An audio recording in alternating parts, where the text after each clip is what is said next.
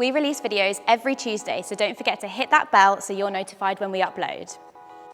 What happens if I did have a relapse during pregnancy? So similar to if you have a relapse when you're not pregnant, that there are options, there's always options.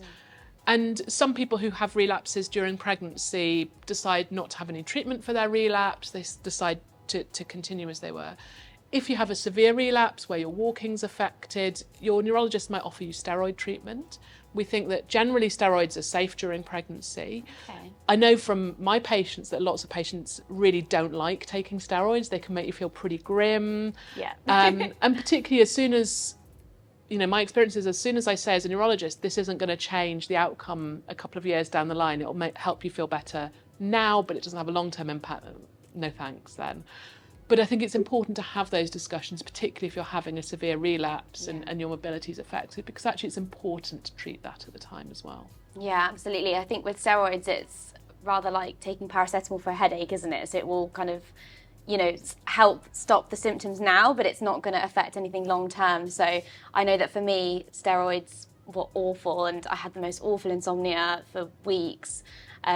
Just pretty much felt the worst I'd ever felt. But then also it was a toss-up between seeing double and my vision coming back. So they definitely do have a place, obviously, don't they? But it's must be a tough decision when you're pregnant as well to think about if you want to feel any worse than you already do. I think that's it. I think it kind of throws, being pregnant throws another thing into the mix of that decision. And some people breeze through steroids completely fine. Oh wow! Like, it sounds like your experience I wish I was pretty that person. grim. Yeah. but not everybody has that grim experience. Yeah. And I think most people, or a lot of people who are pregnant and have a relapse during pregnancy, will have had steroids before, and they will know how it feels for them to have those steroids.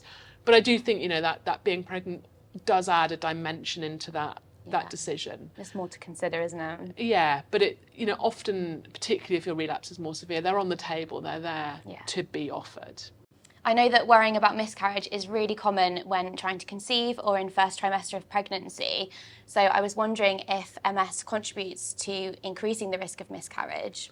Not at all. So as you say, miscarriage is really common, and actually about a quarter of pregnancies end in miscarriage, particularly in the first trimester. It's something that's not really talked about enough outside of MS. Like in general, it's not really acknowledged or talked about.